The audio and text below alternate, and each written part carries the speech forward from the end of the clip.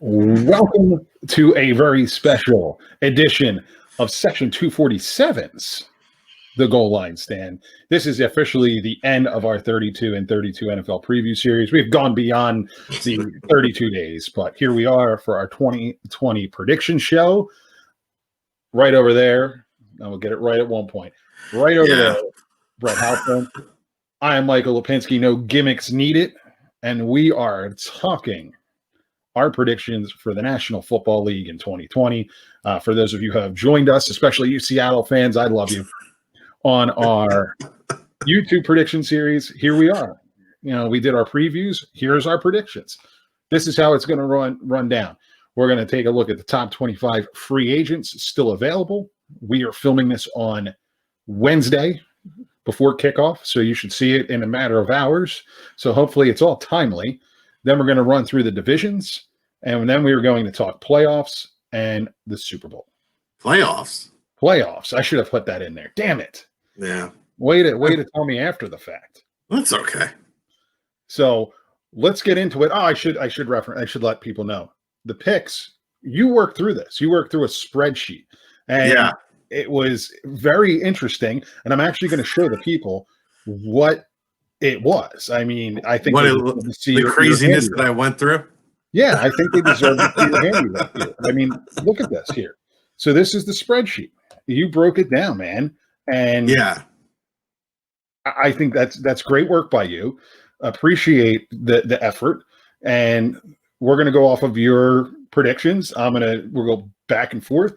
I might agree. I might disagree. That's the beauty of this thing. Yeah, maybe we'll take some screenshots and post it to our Instagram feed at GL Stand Show on Instagram and all other social media platforms, so people can see the craziness and further, pick on it and or agree, whatever. That's the whole point. Fun, spirited debate. And before we get into this thing, if you are an ESports fanatic, an MLB fan, a football fan, you want your chance to win $50K in football in week 1, check out thrivefantasy.com.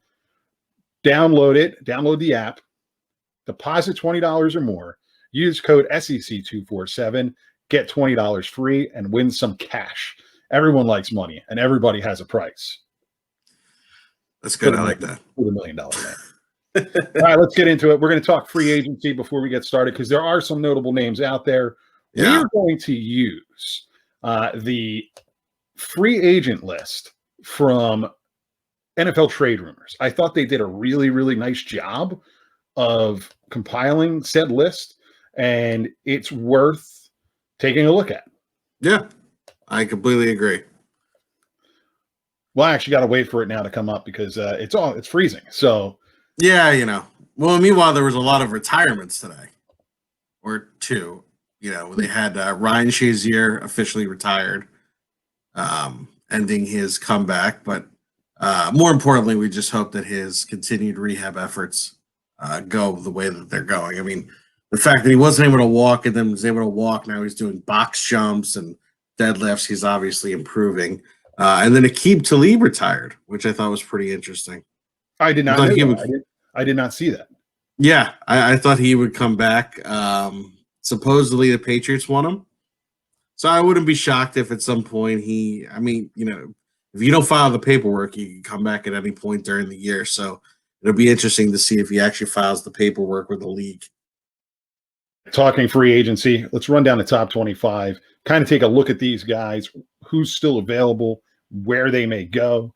You're looking at the list. I'm looking at the list. NFL Trade Rumors. First two are really huge to me. Earl Thomas, Clinton Dix. Yeah. Well, Earl Thomas, I think the thing is now, particularly with everything that he went through at Baltimore, I think a lot of people are going to almost view him as a malcontent. So it's, do you want to bring him in and all the baggage that comes with it? He's still a really good player. Obviously, he's 31 years old, so he's getting up there in age. Again, I think it needs to be the right situation. I think, if he has a connection to the team, whether it's geographically or because of a former player or coach, then it might make sense. Off the top of my head, I'm thinking San Francisco with Richard Sherman. Oh, yeah. Maybe LA Chargers. I did it. Yeah. Yep. Yeah, the LA Chargers with Gus Bradley. I mean, look, there's always the talk about him in Dallas, even though they said that they don't want him to. At least right now, they're not interested. So Yeah, they came out and were pretty adamant about not being interested in him. yeah, which is interesting because they cut the number 2 guy on that list, Clinton Dix, who he's definitely not what he was a few years ago, but I think he's still a very serviceable safety. Actually, I think he'd fit pretty well in with the Chargers. If you don't want to deal with the mess of Earl Thomas is not going to because obviously the Chargers are now dealing with the loss of Derwin James. Earl Right. Thomas is not going to. He's not that kind of player. Frankly, there's nobody like Derwin James. I think he's one of the best young players in the league. But Clinton Dix fills a little bit more of the in the box safety role as compared with Earl Thomas. So that might make sense. Larry Warford, I mean, we talked about it. I am really maybe Philadelphia could be a fit now with Jason Peters kicking out the tackle officially. But why is this guy? What happened? I think it's just a question of a lot of these guys, Mike, are not going to get signed until the second week of the season, right? Because then you don't have to guarantee their contract. Yeah. So I think what happens is a lot of these guys, they're pros, they stay ready, and what's going to happen is, or what has happened, excuse me, is that teams want to see what they have in house, right? And particularly now with no preseason, there's all these valuable reps. You got to see who you want on a practice squad, and you know that come week 2, a lot of these guys are available, and you don't have to guarantee their contract for the whole season. Right. So I honestly think a lot of these guys will be signed by week 2. Jamarius Randall was another one I was surprised to see cut. But look, it obviously just wasn't a fit. He's another guy who I think it can still play. He's definitely a better safety than he is a corner. But because he has that positional flexibility, I think he's going to be of value to certain teams. Even Prince Amukamara, a little older but decent. Damon Harrison, who I love. I mean, when he was on the Giants, I think he was the best run stuffer in the league. I don't know if he, he is at his height. He actually had some pass rush ability. Now at his age, I just don't see that anymore. I think it's going to be. I think he'll have to come in based upon injuries, and because he has a very limited defined role. So I think for a contender who has injured various defensive tackles, he might fill a need. Devontae Freeman, wow, you want to talk about a guy who, this is what happens with running backs. Yep. This is normally, by the way, we always discuss, he's taking the role of Carlos Hyde. Yes, this would be Carlos Hyde. In other seasons. Let's think about this. Devonta Freeman's on this list, 28 years old, has been very productive running back. Yeah. Borderline good running. He's a good running back. Detroit went and signed Adrian Peterson, an aging Adrian Peterson, and he's still sitting here, Devonta Freeman. Well, that one, though, I don't mean to cut you off. I think that one makes sense because that's a very young running back room. And Adrian Peterson at this stage, you want the leadership. Yeah. Agreed. I would agree with you there. Yeah. So don't cut me off again. What the hell, man? Okay. All right. I'll try not to. Okay. Yeah. Devontae Freeman, he can still play in this league. Huh? What?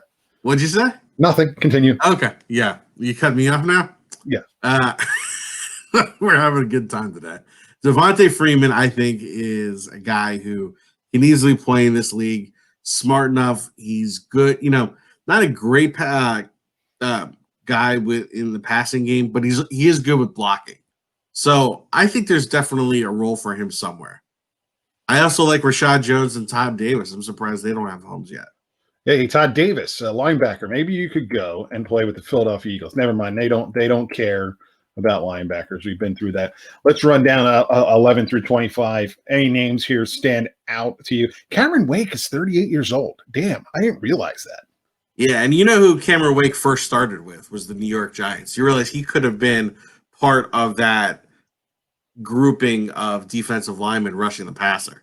That would have been pretty nice, but Yeah, that was a Jerry Reese thing, I think. You see, when you get here, now you're getting at guys who are a little long in the tooth. Like Delaney Walker loved him when at the height of his absolutely. career. I mean, but 36 years old, coming off some injuries. Tremont Williams, same thing. Cameron Wake. The safety market, and you can see that here. It's safety is this always seems to be the case. The safety market is just never that great, and a lot of these guys end up finding their homes in the second, third week of the season. So I think Tony Jefferson. I mean, look, all it takes really is one COVID illness or one injury, and he's back in Correct. Baltimore Yeah, because he knows the system. I had heard Cordy Glenn actually went in for a visit with the Eagles. that would make Uh, sense. I would hope. I hope yeah, we'd be kicking the tires. but I think that was prior to Jason Peters agreeing to play tackle. Whatever. We're Yeah, great. You play. You're on a team that you go where the coach tells you. yeah. You know, Nigel Bradham's an interesting name on that list. Thinking local to Philadelphia. yeah, Obviously, a former Eagle, won a Super Bowl with the Eagles, had some problems. They need a guy like him. I am surprised his name hasn't been brought back up in Philadelphia. But again, like you've already mentioned, maybe it's a week two kind of thing. He knows the system clearly. yeah, absolutely. And frankly, I think he might even. I He'd be think the the, best the linebacker. Nigel Bradham from a few years ago would be an upgrade, but we don't know. Look, 30 years old, you just sometimes the athleticism just drops off. Well, that was the Eagles' MO for many, many years. Once you hit 30 years old, Yeah, you're out of there. But at this point, I would take a 30-year-old Nigel Bradham as an Eagle fan versus what the direct that they have that in that position now. Nothing yeah, against the guys there, but it's not. They're yeah. pro players. I'm not, but Jesus. Yeah. So I like you, I really like NFL trade rumors. One guy here that I think is interesting on the list. I don't know if I would even rank Darius Guice right now. Yeah, I think he's gone. I get what they're doing here, but Yeah, I I get don't. it. You're just evaluating the player. Right. And Nobody's touching him. I would also rank Lamar Miller higher. Well, I would agree with you. I'm Yeah. going to stop sharing this here, but Lamar Miller. Let's talk about him for a second. Why isn't he able to catch on anywhere? He's another one of those guys. I know he's not healthy all the time. Yeah. Who had so much. There was so much around him that he was going to be this player, he's great running back, and just never seemed to take off. Well, he was, in Houston, it was strange, then he got hurt. But I Right. think if you look at his most recent situation, I don't understand why he went to the Patriots. You have Sony Michelle and James White, who are both healthy. They're not going anywhere. Yes, the Patriots like to use a lot of running backs. But again, I would have gone somewhere where you're going to be more heavily utilized, particularly when they have a complex system Sure. and they have guys. I mean, so you're already behind the eight ball because you're a guy like Rex Burkhead and others who've been there before, know the system better. I don't know that to me that it didn't make sense that he even chose to go there. I think he put himself behind the eight ball from a competitive standpoint just to even go there. I think that's a fair point. Look at you look at a name and you think maybe he's going to succeed in a place like New England, but there's so much going on. Fair point. Let's get into it. Let's get into this is Brett's breakdown of the divisions, and we're going to have a conversation about the rankings and whether or not I agree or disagree with you. Similar to our preview shows, we are going to start out west in the AFC. Got to tell you, a little bit surprised with your number one selection there. Really? Why that they didn't go undefeated? Yeah, you get 15 wins out of them. Come on now. Let me tell you, I think this may have been one of the more difficult divisions to do because, and if for those that have watched the preview series, you're looking here, you're saying, oh, you have a bunch of 6-10 records. If I'm a Denver Bronco fan, or even, well, I don't know who exactly is a Las Vegas Raider fan, but if you're a Raider fan, LA Charger fan, I believe that all three of these teams are heading in the right direction. I see the vision and I see where they're going. And if I'm excited to watch those teams play. I think there's going to be a lot of really entertaining games in the AFC West. As I was doing it, I wanted to give the Broncos more wins. At one point, I was like, you know what? I kind of wanted to almost flip the Broncos and Chargers. But you see, as we explained, it's not as easy as just simply giving numbers, assigning a record to a team. I picked every game that's that's in the 2020 regular season. So obviously, if you're adding a win for the Broncos, you're taking it away from some other team. So it became a very difficult endeavor. Then obviously yesterday we learned that Von Miller gets hurt, and I'm like, you know what? I think I feel more comfortable with Denver at 6-10 now because I think that really hurts the defense. I gotta say, if Derwin James was healthy, I might even consider putting the Chargers at a 9. I think I would have had the Chargers even at a 9-7 or 10-6 and making the playoffs. But either way, I know that it might be disheartening to see those records for those bottom three teams. I really like the direction all three are going, and I think that by next year, this is the best division in all of the NFL. So that is that's a very bold statement by you. I'm a bold man. That is true. I am interested in Las Vegas to see what actually comes of that whole situation. We talked about it way back. They were our number 2 in our preview series.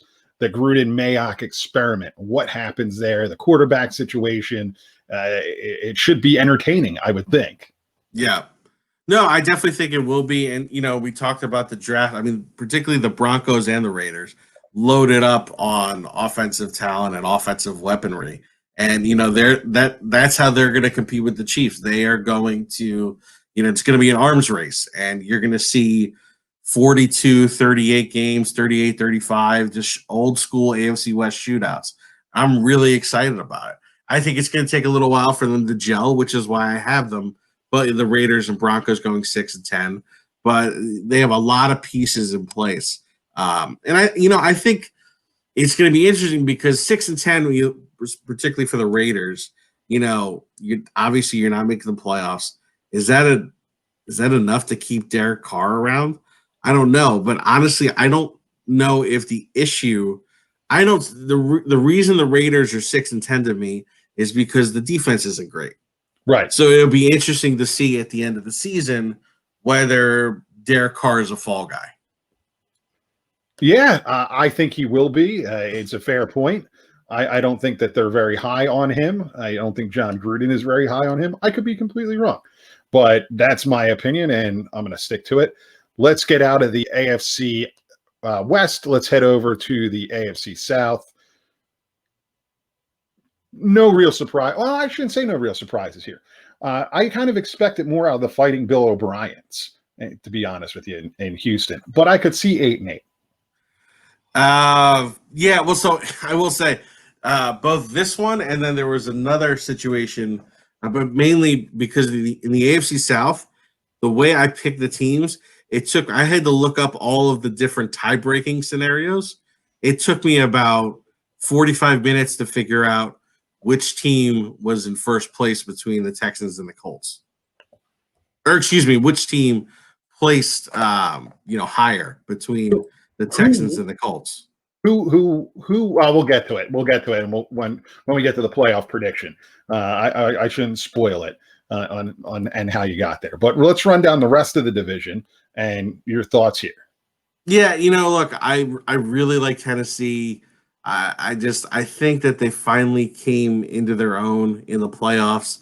I'm actually a believer in Ryan Tannehill, and I just think that it's a physical team. I like the way they play. The Jadeveon Clowney signing only just added to what I like about it.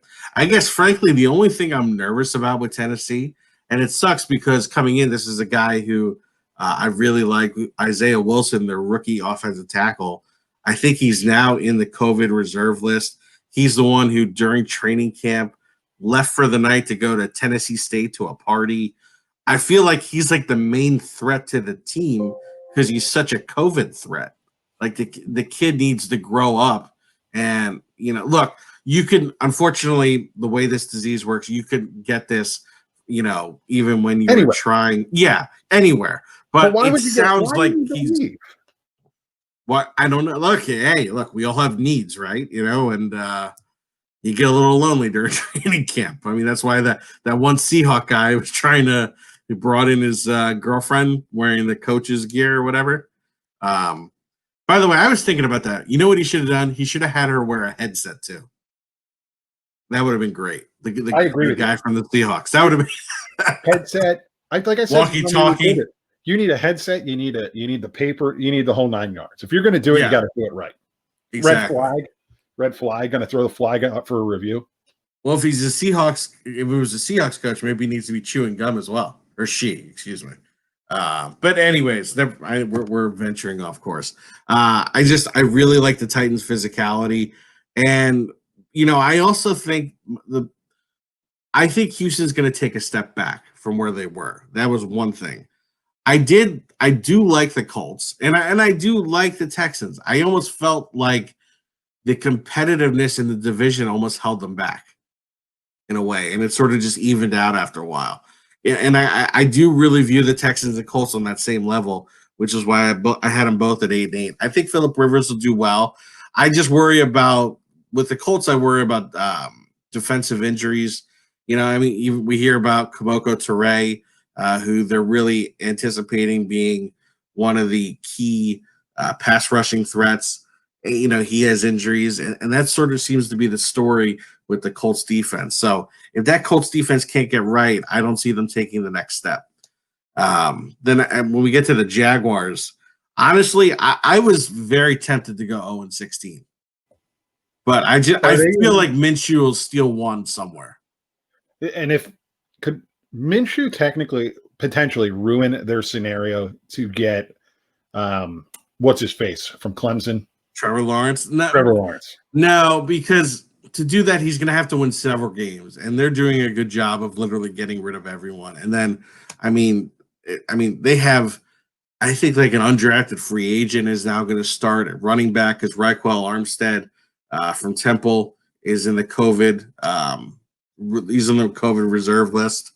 They just do, they have gotten rid of essentially all their talent except for a few of their young rookies and second-year players.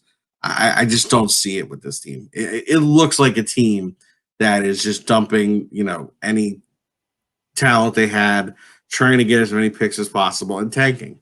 I mean, they're not going to say it, but that's what it looks like. If you take this to baseball or basketball, it is trusting the process. It is cutting salary. It's a salary dump. I would agree with you. It's going to be disappointing to watch them play this year, and it's one of those things. They're always going to they get a game here and there where they end up on TV, and it's just like it's a disappointment. It's like I got to watch Jacksonville. Their uniforms aren't even nice. It's a Thursday night. Yeah, which, look, every team has to play in a Thursday night game. I feel like, I don't know. Do you want to see them match up against a team that they might be semi-competitive with? Do I need to watch them? That's the thing. I don't know what's better because, okay, if it's them against, I don't know, pick another team that you think is going to be shitty. Well, for me, I think Carolina. I don't think Carolina is going to be great this year. No. We'll get to that. Fair. So, would you rather the Jaguars play another crappy team like the Panthers, or would you rather them against the Ravens and just see the Ravens go buck wild? Probably the latter. I don't know. I don't know either. I don't know. Please comment below. Let us know your thoughts. Yeah, absolutely. I don't know. But I always feel like and they're always on a Thursday night game in November, right? Like when it's been established that they suck. Yeah, that's a good point. So you mentioned them. You mentioned the Ravens. Let's talk about it. The North runs through Baltimore, which is technically on the East Coast in the Mid-Atlantic, but hey, that's okay. Yeah, well, it's not the northernmost of those teams. Is it I'm not going to look at a map right now. Look, I just think this is the most complete and deepest roster in the NFL. The one big thing is, can Lamar Jackson kind of show a little bit more capability in the passing game? Because I think that teams are going to sell out trying to stop the run. But I think if he could do that, and I'm confident he can, he doesn't have to be Patrick Mahomes or in yesteryear. He doesn't have to be Peyton Manning with his passing ability. He just has to get it to the point where you're not putting 9 people in the box, right? So I think they're going to be able to do that. I still, even with the retirement of Marshall Yanda, I still think it's probably the best offensive line in the league, if not top 3. Adding Calais Campbell, Derek Wolfe, these stalwart defensive linemen, tough guys, veterans, leaders. It's just a deep team that I love the way they're put together. So that's why they're 14-2. I like the way they're put together as well. And it's amazing to think that Harbaugh was on the hot seat only a couple seasons ago. Yeah. Baltimore, a very passionate football town. The Ravens have the marching Colts. Are they going to be able to go to a game this year, the marching Colts? I don't know. I have not read. I know Baltimore is having well, this is strange. Baltimore, I believe, is having fans, yet on Labor Day, the Midshipman Brigade, or the Brigade of Midshipmen, excuse me, none of them were at the Navy game. No, I was surprised too, and I would have figured the one place. There's 3 places to me in college football where I would think probably safe to have fans: West Point, Annapolis, and Colorado Springs out at Air Force. What about the Citadel? Probably Citadel. What about VMI? Yes, and Coast Guard, and who else? The Merchant Marines. Well, not going there. Yeah, who else are we going to bring up? They're all Division IIIs. Well, not VMI and not or Citadel. Yeah, but okay. Anyway, I would think that the Division I academies would be okay, but that's for another show, another day. Yeah, maybe we can create a college football podcast. Or we could just have it on the goal line stand, which we've been doing every football Friday. That's true. Look, Baltimore Ravens, love them, 14-2. We're going to be talking about them more in the playoffs. Pittsburgh, look, to me, the reason I have Pittsburgh at 12-4 is that they almost made the playoffs last year, basically without a forward passing game. Yeah, true. I mean, with Duck Hodges and Mason Rudolph and So 12-4 Pittsburgh Steelers. We talked about it in the preview show. Yeah. This is Big Ben's last hurrah. If they go 12-4, how could it be? Well, depends. If they go 12-4, make a run, and they win a Super Bowl, then they could easily make the playoffs. It depends. I also think they sort of benefit. I mean, so the AFC North played the NFC East, and I think they kind of benefited from that because I don't view the NFC East as one of the stronger divisions. So I think the Steelers definitely benefited from that. But I really like them. I still think they have a solid offensive line. I was surprised they didn't go a little bit harder after Leonard Fournette. I thought, look, James Conner I like, but I'm not in love with him. I'm a fan, and obviously I greatly respect everything he's overcome. But he's a little injury prone. He's always good for missing 2 to 3 weeks with like a hamstring or something of that nature. And I'm not really a big believer in Benny Snell and Jalen Samuels. So look, maybe that's a place where Devontae Freeman or Lamar Miller end up. That'd be a good fit for those two guys to be the second or 1A or the 1B to Connor in that situation. And it would take a lot of the angst off of Big Ben if you have that type of running back there. Yeah, exactly. I still think they need to develop a third wide receiver, like a legitimate, because they have 1A and they have a number 1 and a number 2. Definitely need a number 3. It'd be interesting to see how Chase Claypool fits in. But I really like that defense. I do think they're going to miss Javon Hargrave. I've said that a lot. I think he was incredibly underappreciated. But nevertheless, I still think the Steelers are. And now you're going to have a whole year of Minkah Fitzpatrick, who I think is a special player. Absolutely. So, yes, that's right, 12-4. Cleveland, look, I thought they did a great job, both and particularly in free agency and then early in the draft, addressing some of their biggest needs. particularly the fact that they were able to get two bookend tackles, one being Jack Conklin through free agency, then getting what's his name? Wow, not Tristan Wirfs from Alabama. Why am I forgetting his name now? Number 74. Forgive me, it's my old concussions. Wow. I'd have to bring, What? I'd have to bring up I'd have to bring up Cleveland Browns draft here. So carry on. Yeah, but either way, I think it's incredibly important that they were able to do that, and so to solidify the offensive line, which is going to protect Baker Mayfield. Look, they already had one of the leading rushers in the league, so why not Jedrick Wills? Thank you. Yeah, yeah, I know. I'm telling you, it's the old concussions. It happens once in a while. Let's talk about your boy in Cleveland. Yeah. Odell Beckham going to have a good year, or is he going to shit all over the place? It's been a shitty week for Odell. It has been allegedly. Yeah. Carry on. This is a family program. Just Google it, people. Yeah, but don't go to any sites that you just go to main. Yeah, news sites. Exactly. Cincinnati. Cincinnati loved us in the preview series.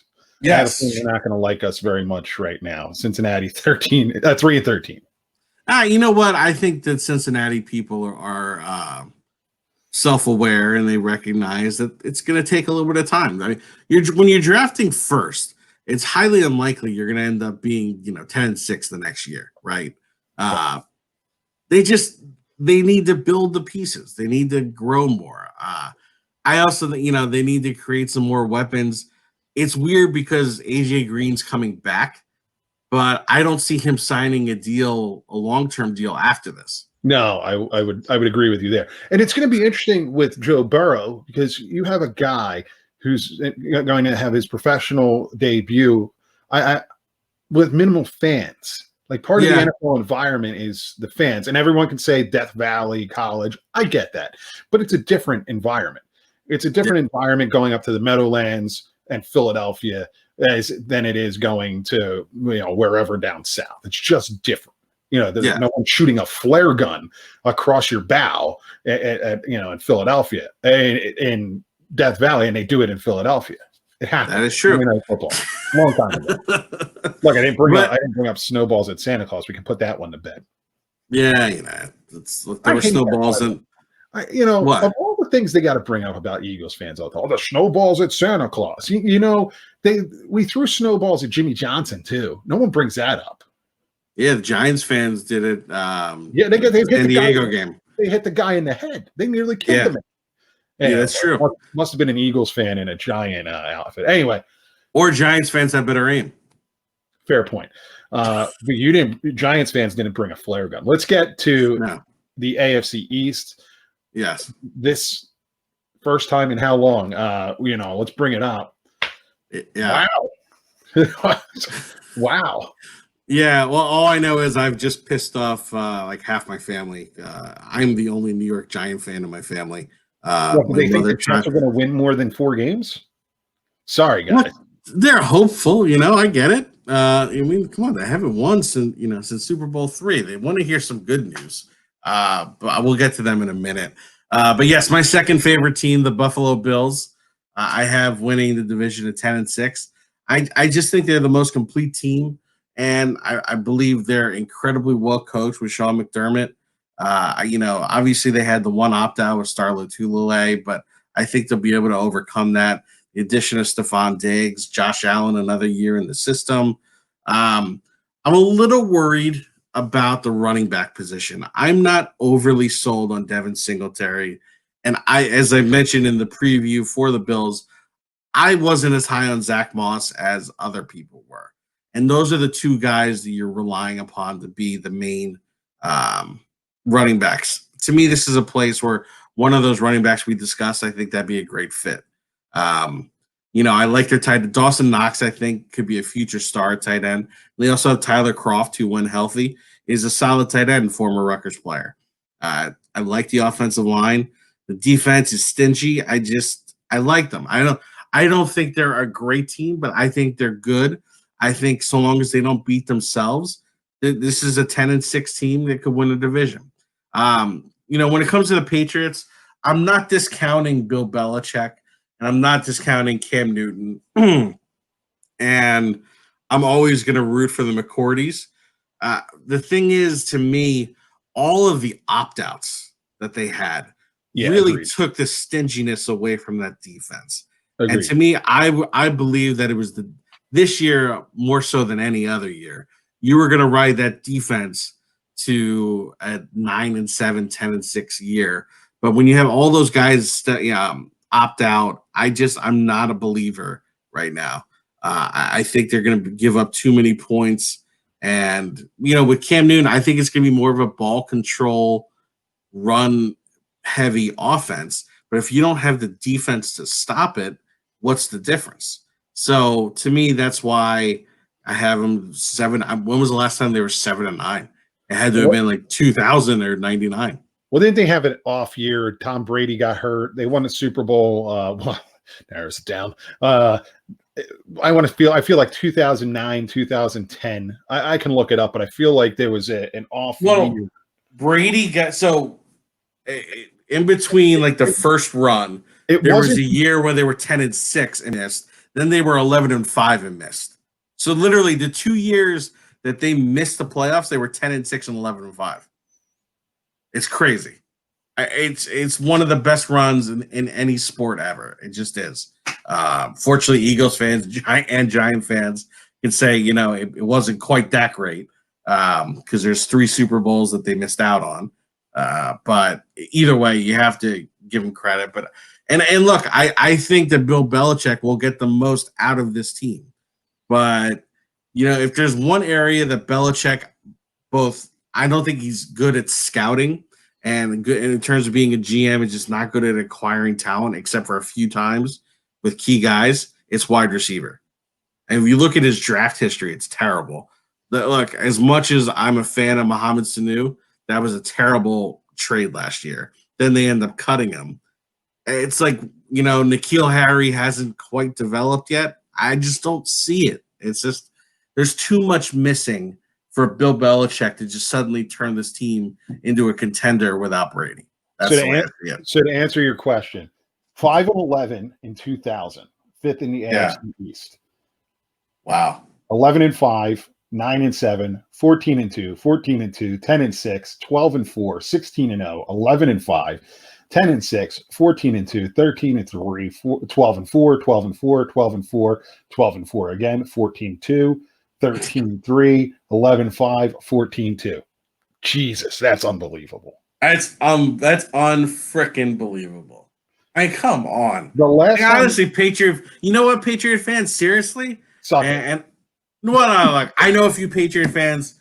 Honestly, I feel like you need to lose something in order to appreciate what you had. The last time the Patriots had a losing record, we were in high school. You and I were still playing football. Yeah. It's amazing. It's I think they also had their not the red jersey, but the other blue jersey. Let's run down the rest of the East. People don't care about this, and they want to hear about. Let's talk Dolphins. What do you think quarterback wise here? There's a 5-11. How much of that is Tua Tagovailoa? I don't think it's much, honestly. I think that's Fitzmagic. And he's the consummate professional. I think. Sort of similar to the way to me I view Gardner Minshew as stealing one game. I think Fitzpatrick will be able to steal multiple games. The one thing I do worry about is the offensive line. A, you have Eric Flowers, and B, you have a lot of young guys. That to me is a recipe for disaster, which is also why I don't want Tua on the field. But I like some of the receivers. Preston Williams appears to be on the verge of a breakout campaign. You have Devontae Parker. Mike Gesicki, who went to that school, from Pennsylvania, he's a talented receiver. You have a decent double-headed monster running back. I think they're starting to build pieces on defense. I believe in their coach. I like Flores a lot. I think even last year he got the most out of that team. He's a guy who just gets the most out of them. And right now, they're just young. I mean, they have so many more assets, draft assets for the next few years.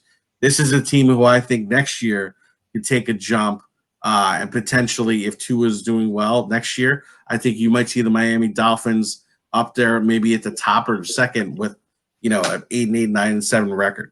I think they're 1 year away. Then, last but not least, the New York Jets. I, you know, I just Fair enough. you got rid of all of the weapons for Sam Darnold. Yep. Le'Veon Bell is just not who he was. That offensive line. Look, I'm bullish on Mekhi Becton, and I think if he can mature and learn the position, he actually has the highest ceiling of all four of the offensive tackles that were drafted early, that we've discussed. And I think he could do it. I really do. The guy's a monster. But again, it's just not a very good offensive line. The receivers, Denzel Mims has been hurt, who they're really counting on. Brashad Perriman's been banged up. They're counting on him. It's like, what is there? You got Chris Herndon, who's a good tight end, but not great. Defensively, I just think they don't have much of a pass rush. Quinnen Williams, their pick last year, needs to step it up. And on top of it, you traded away your best player, which, by the way, was the right thing to do, because this is a team that needs to look for the future. I think they have a good quarterback, but they just need to build around him, and you got to build up that that defense is stout up the middle. But then also they got CJ Mosley opted out, so you don't have the benefits of his services. It's just tough when you're devoid of talent. You're not going to win many games in this league. I think devoid of talent is correct. Yes. So I think 3 wins. Could they steal a few more? Because I think there's some tough guys on that defense. Yes, and maybe Sam Darnold just plays out of his mind, throwing to no-namers, perhaps. All right, well, you've pissed off your family. That's good. Let's move on real quick to the AFC playoffs, the teams that are in, and we'll take a look at your prediction here. So here's our seeds. I don't think that there's many surprises here, but let's talk about Indianapolis. And who was it? Indianapolis and oh my God, it was so. And who? Houston, Indianapolis, and the Chargers. And it took me almost 45 minutes to figure out who was in. And it was the Colts, by virtue of the fact that in my picking of every game, they went 7-5 with common opponents. It got it got dicey. I was so pissed at myself.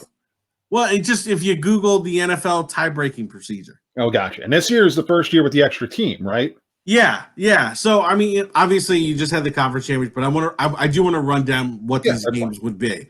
So in the wild card weekend, you'd have Indianapolis going to Kansas City, you'd have Cleveland going to Tennessee, Pittsburgh going to Buffalo. I have Kansas City beating Indianapolis. Oh, by the way, I have Kansas City. Just so you know, is the Ravens and Chiefs have the same record. I had the Ravens beating the Chiefs during the regular season, hence the reason they're the number 1 seed. Just to clarify that. But so I have Kansas City beating Indianapolis, Tennessee beating Cleveland, and I have Pittsburgh going up to Buffalo and winning, which, by the way, I think would be a great game, just like a real physical contest. Which also sets up another one of my favorite games. In the divisional weekend, it would be Pittsburgh traveling to Baltimore, which, I think was the best rivalry in the past 15 years, honestly. Particularly at the height of when you had Ray Lewis and Ed Reed and James Harrison. I loved those games. It's must-watch television. Like, even and it's always a Sunday night. You always get one of them on a Sunday night. Yeah. It's great TV. It's an absolute must-watch.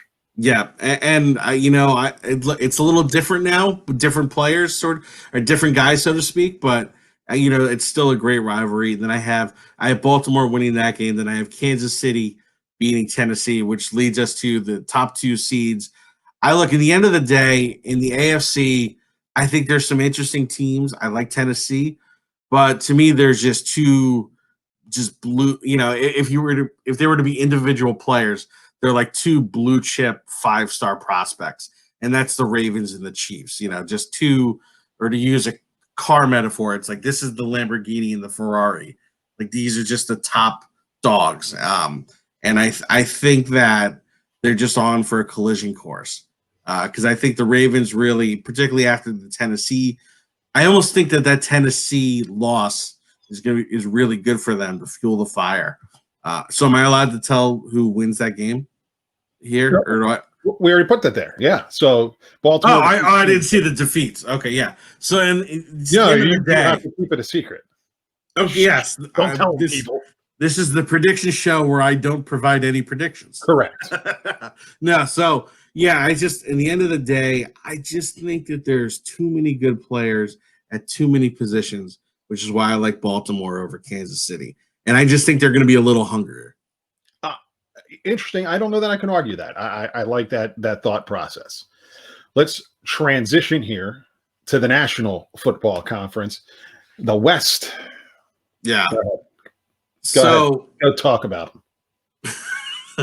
I actually want to start on the bottom. No, because you start from the bottom. Now you're here. Sorry, okay. little Drake reference. Okay. So, anyways, as I mentioned in the AFC West with Denver, I didn't feel comfortable. I wanted to give them more wins. I wanted to give the Cardinals more wins too. If there's one team where I'm not like 100% behind my prediction, that's it. I think honestly. But I think the Rams honestly have a little more juice than people believe, which is partly why I have Arizona down at 6-10. But as you guys heard, even though my co-hosts would just shit all over the coach, Pete Carroll, I'm a big believer in the Seahawks team. I really like them. Love Russell Wilson. I love Jamal Adams, which is a great addition. That's why I have them going 14-2. Some people, I guess, would think back to last year, be like, yeah, well, look, they lost in Green Bay in the divisional playoffs. But as I pointed out, they were a half a yard away from being, either the first or second seed last year and sweeping the Niners in the regular season. So, I think both them and the Niners are, blue blood, so to speak, just both really great teams. I think I have the Seahawks beating the Niners either twice or just there was one key game where I had the Seahawks up. So I had them at 14-2 and the Niners at 13-3. Look, my only concern about the Niners is, replacing the leadership and production late of Emmanuel Sanders in the second half of the season, because I think you need to have a viable passing game in order to keep up that really dynamic running game that they have. You have San Francisco losing twice. You have them to Seattle. Yeah. So and look, that's how it almost happened last year.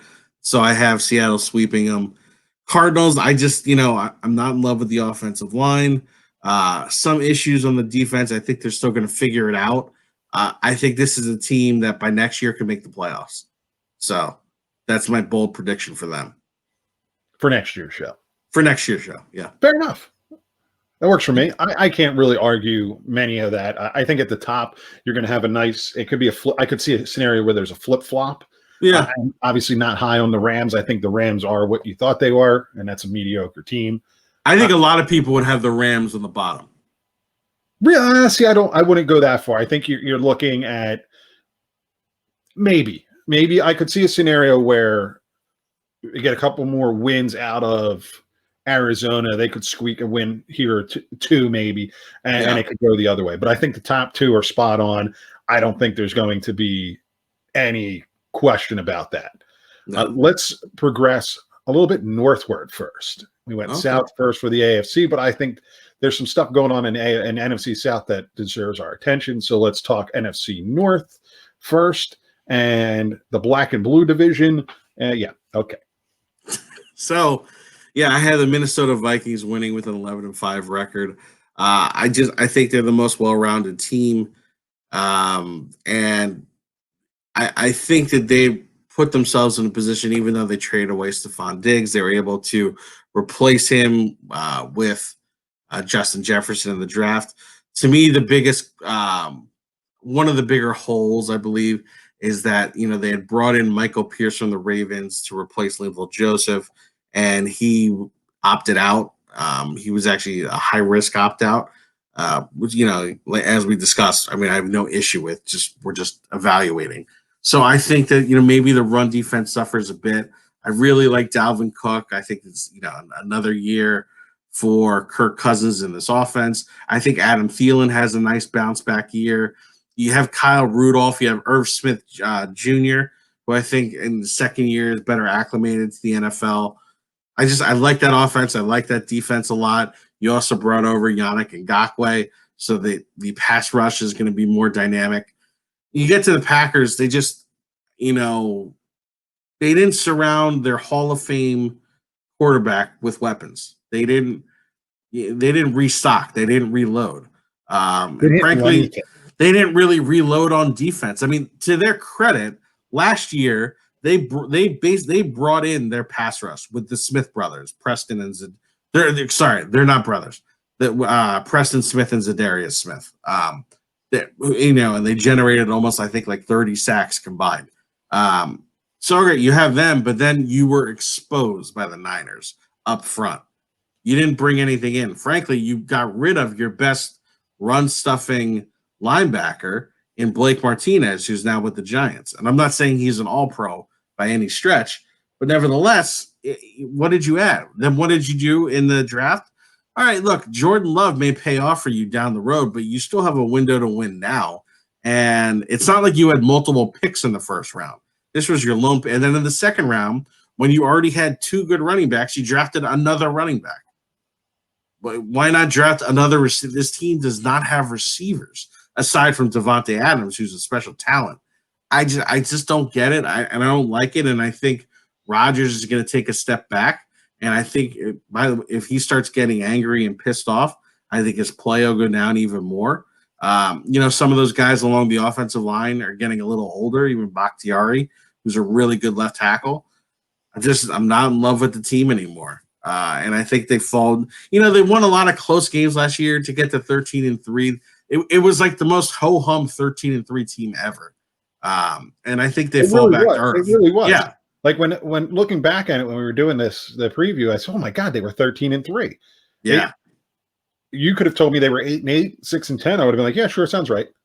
Yeah, and look, I still believe that the reason that they beat the Seahawks were exhausted.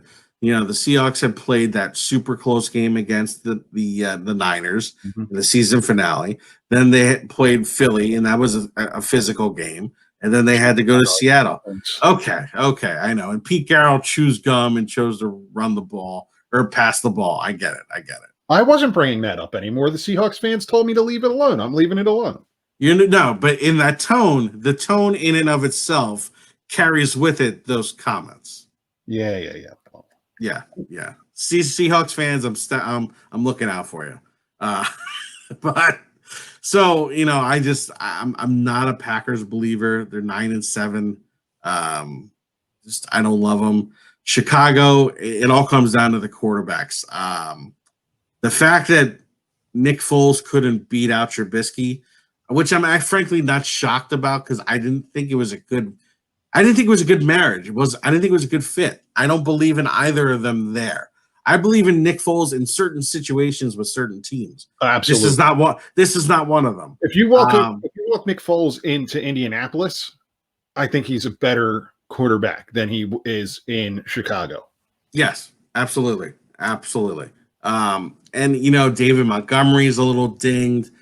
I don't love that offensive line. I think the defense is still going to be good and keep them in a lot of games. And it may result in them having a higher record than I gave them. But to me, the 6-10 is emblematic of the fact that I just think they don't have the right guy at quarterback. And Detroit, some people believe they're a sleeper team. I don't see it. And I think my other thing is I really don't like Matt Patricia. Does it get him 5-11? Get him fired? I think it does. Yeah. So to me, that 5-11 is more of a reflection of I just don't believe in Matt Patricia more than anything. I like Matt. A guy that's a better coordinator than he is a head coach. There's guys that are like that. It's fine. Pat Shurmur, prime example. Giants fans know that. I would take him as a coordinator. I'm sure Denver's thinking the same thing. Not a head coach. Yeah, I think there's some. Yeah, there's Ray Hanley was a very good assistant coach. Then he was although he was a good head coach in Sparks, Nevada, after the Giant gig. But I'm not a believer. There's some pieces missing. They're young in other areas, so they need time to develop. Let's get to it. Let's talk. You talk Matt Patricia, New England, the NFC South, the Fighting Tom Brady's. Yeah. 12-4. You're that high on them. Let's talk about. Well, this one, it was interesting. So I'm going through the each game, one at a time. And this is actually also Tampa benefits from not being the division champion the year before. New Orleans has a vicious schedule.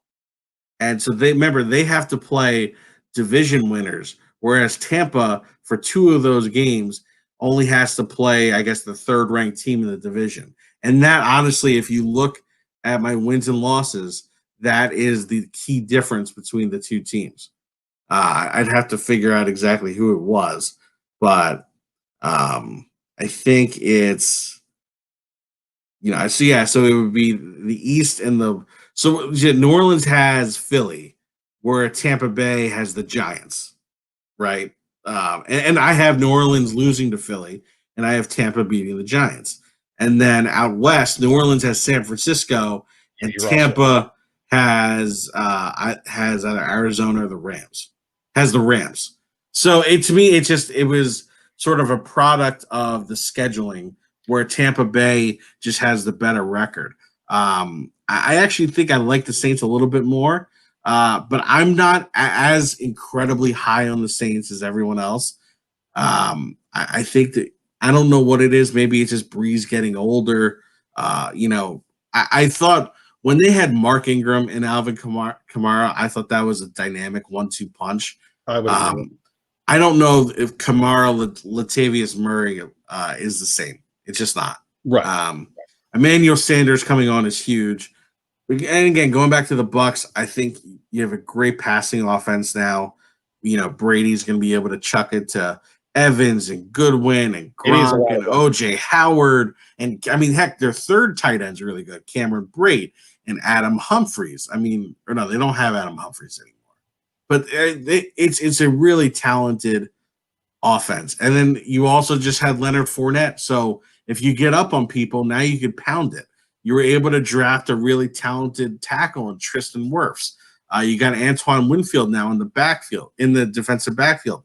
You got JPP and Shaq Barrett at the ends, rushing the passer. You have Vita Vea, Devin White up the middle. They're really good against the run. This is a very well-rounded team. So that's why they're 12-4. And again, I think they benefit from the schedule and not having been a division winner last year. Atlanta, Atlanta's like stale bread to me. I since the Super Bowl loss, they had another decent year there, and I don't see them getting dramatically better. I feel like they're always trying to replicate what they had as opposed to just forming something new. And it's just I don't get excited about it. I'm not a huge believer in it. Every year Matty Ice is getting older and older. Julio's getting older and older. So I'm not a huge believer in it. Carolina, I think Teddy Bridgewater is a game manager more than a guy who's going to go out there and win a game. I think they have some interesting pieces along the offense. Defensively, I think they're starting 5 rookies. They're young. They're going to make mistakes. Yeah, first year of a program with Matt Rule, give them a complete turnover from what the franchise was. You kind of got to give them the benefit of the doubt there. Let's move on to the National Football Conference Eastern Division. Let's start bottom up. Washington 3-13. I would agree wholeheartedly there. Yeah, look. What more can you say? I can tell you that defensive line might steal them a few more games. That's how high I am on the defensive line. It Fair shows enough. you. I disagree with one of your assessments on here that we're going to get to. Yeah, and I'm that low on the rest of the team. And okay, maybe I should rephrase. I'm not. I don't think Dwayne Haskins is a bust, and I really like Terry McLaurin. But who else is he throwing the ball to? Right. There's like nothing. Who's running the ball? You have a guy who ran for 30 carries in college. Running back by committee is the latest. Yeah, exactly. It's because Adrian Peterson, who while not AP of 5-6 years ago, he was a decent back. Yeah, he was a decent back, and I still think he was a good locker room guy and Correct. good for that running back room. So and then by the way, who's blocking for them? I mean, you have Brandon Scherf, and that's about it, right? So I just think that offense is going to be so anemic that it's unfortunate because it's crazy to think the best defensive line, and we always talk about what's some of the most important positions in the NFL, and getting after the passer, right, is amongst the most important components to this game. But yet this team, I still, because of how bad that offense is, 3-13, unless they steal a few more. Then that brings us to my dear New York Giants. I just don't see it. I think they could be in a lot of games. I think the offense might even be improved. They're learning a new system, just like Washington is. I don't believe Daniel Jones is a bust. I do think if they go 4-12, you're going to have an incredibly difficult decision on your hands, because at that point, do you go for one of these? There's 3 top quarterbacks next year, or do you just continue to try to build around Daniel Jones? I'm not. Again, I don't think Jones is a bust. I don't know if he can win you a Super Bowl, but I think he could lead you to the playoffs. To me, this is about the defense. This is about a lack of a pass rush. This is about a secondary that has been both injured, opted out, and also a blight on the community, resulting in the waiver of some guys. Look, I love Logan Ryan. I would have actually locked him up for several more years and had him. He made it sounds like he wanted to come home, and other than the Eagles, the closest to Voorhees, New Jersey is the Giants. So maybe he'll want to stay local after this, and I would lock him up to a multi-year deal and have him finish his career out here. But then also they suffered some injuries. Xavier McKinney, the second round pick, the safety, got hurt. David Mayo, one of their interior linebackers. The defense doesn't scare you. I think they could stop the run, but that's about it. And I'm not yet sold that they fixed the offensive line. Cameron Fleming supposedly had a horrible training camp. Andrew Thomas is going to have his struggles, and he's going to learn on the job, baptism by fire.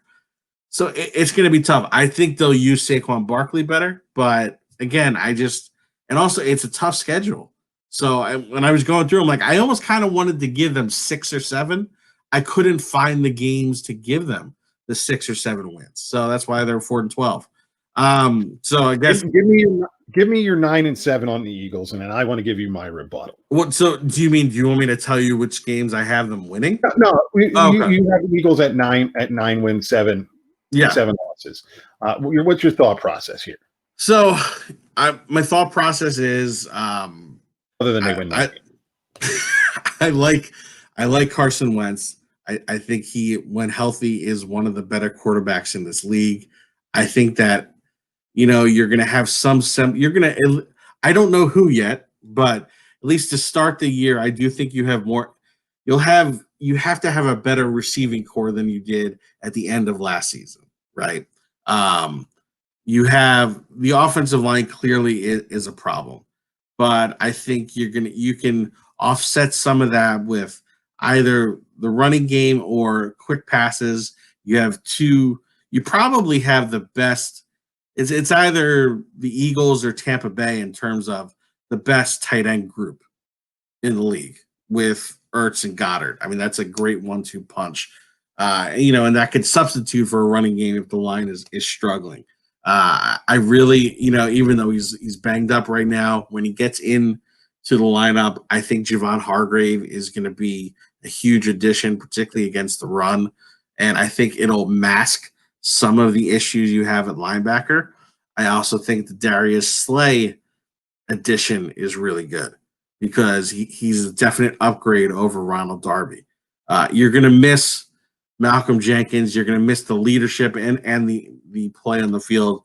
But I think bringing in Darius Slay will help offset that. And for those reasons, I think they're kind of an 8-8, 9-7 team. I think there's still enough talent. I think Carson Wentz is still good enough to where if he's healthy, they can win 9 games because he just sometimes single-handedly keeps them in games. So you go up that way on it. I'm kind of an 8-8. I'm kind of a 7-9, 8-8 team here. And I look at it for all the things you just said, there's many, many problems. We discussed the offensive line being an issue. Carson Wentz's health is an issue. They go hand in hand. There's also now this whole locker room divide that is going on. There's an article that comes out in the Philadelphia Inquirer today from Jeff McClain that there's issues with Doug Peterson and ownership and Howie Roseman. Things are just seemingly, and Carson Wentz isn't getting a say. There's this, I notice a spiral. Mm-hmm. I've seen this happen before where all these things kind of mesh together. It happened in the Andy Reid era with Donovan. And my fear is that the Eagles have wasted the best of Carson Wentz.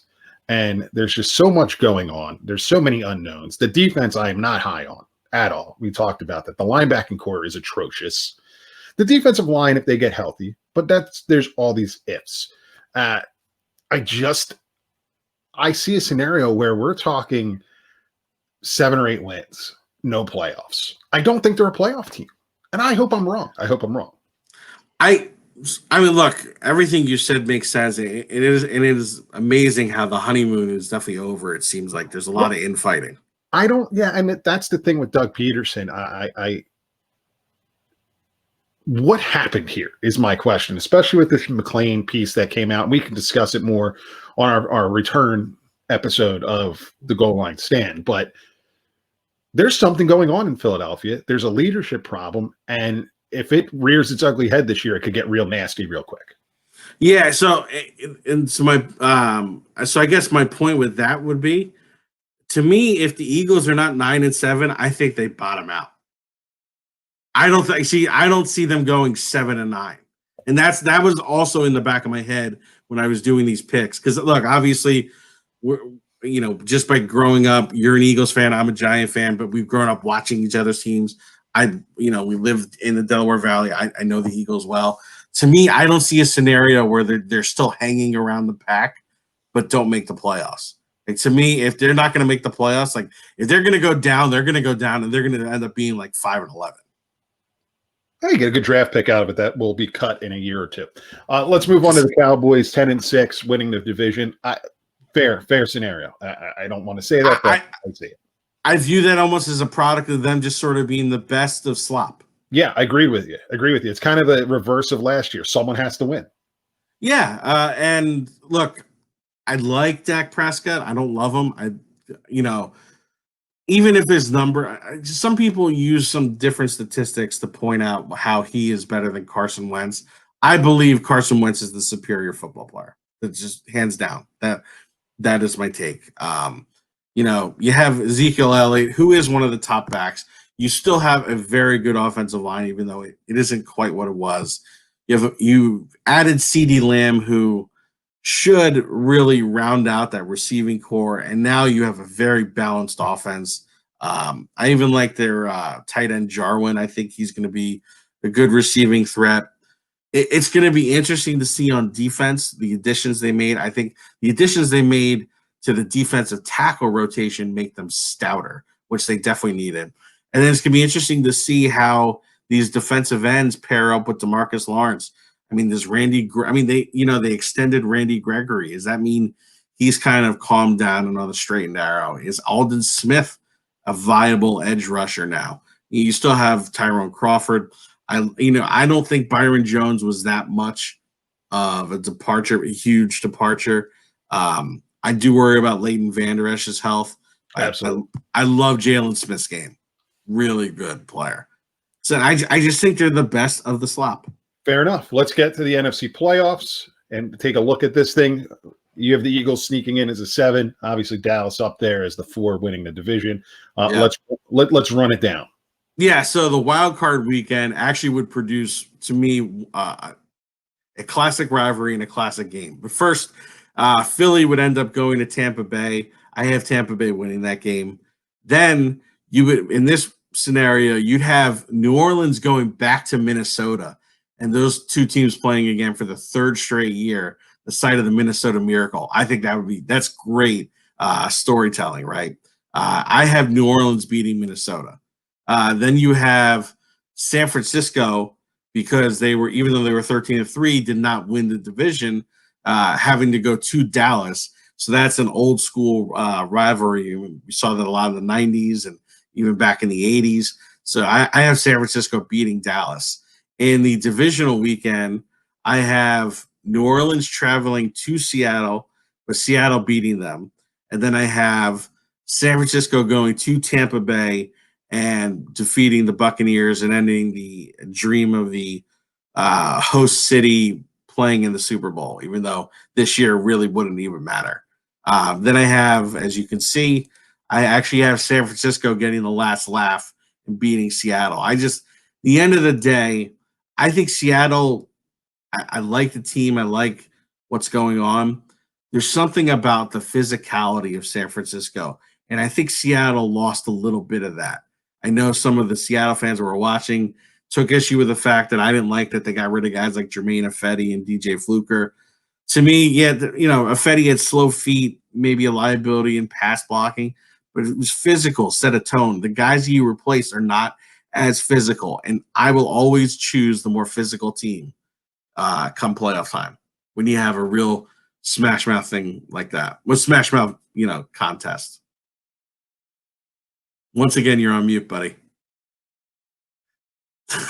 It happens every day. So once again, we have Baltimore and San Francisco in a Super Bowl. Hopefully this time we get the lights, keep the lights on like Motel 6. We'll leave a light on for you. Yep.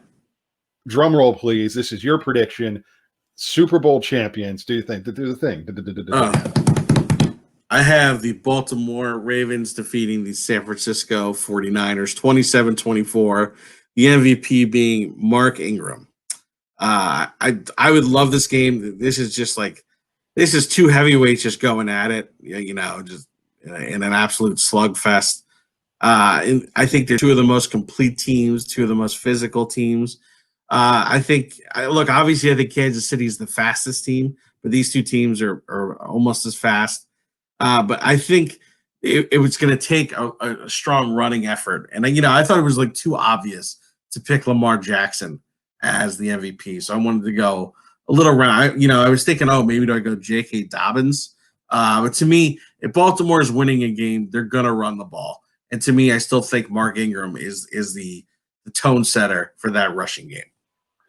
You heard it here first. Baltimore defeats San Francisco. I don't know if there will be a parade in Charm City. Maybe by that point, there could be. Duff will make a lot of cakes, a lot of crab cakes. Some pit beef. Yeah.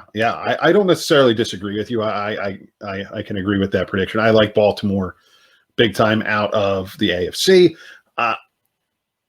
It's hard to repeat, right? It's just hard to repeat unless you're Tom Brady. And it's even harder to repeat when you're Andy Reid. Love the guy. But there's a lot of flaws there. So let's see what happens. It's going to be an exciting season. I want to thank you for this idea, for this 32 for 32 preview and the prediction show. It was a labor of love on your part, all the work you put in, and on the countdown side, on the Instagram at GL Stan Show, up there in the corner. We'll get it next year. Not that we're going anywhere, but we're going to be going back to normal podcasting platforms and whatnot. Follow us on all social. We're there. Throw a like. This was your idea. I said, all right, let's do it. And it was tiresome, but it was fun. It was fun. It was a lot of work, and you know what? I think the fact I got to do it with you makes it all the worthwhile, and that's It's a what makes love it letter. great. Yeah, but it gave me an appreciation for this upcoming season. I think the AFC, you have two blue bloods with the Ravens and the Chiefs, and then the NFC. I think it's really interesting. There's honestly, you can make a case for about 5, 6 different teams going to the Super Bowl, and it's gonna be exciting to see. We're not going to have fans in the stands, but I'm just glad football is back.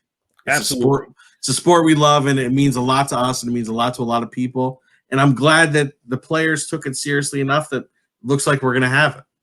And let's hope that circumstances change and maybe by December, January, come playoff time, we can have fans in the stands, even if it's 25, 30%, and we can enjoy it, football the way that it was meant to be.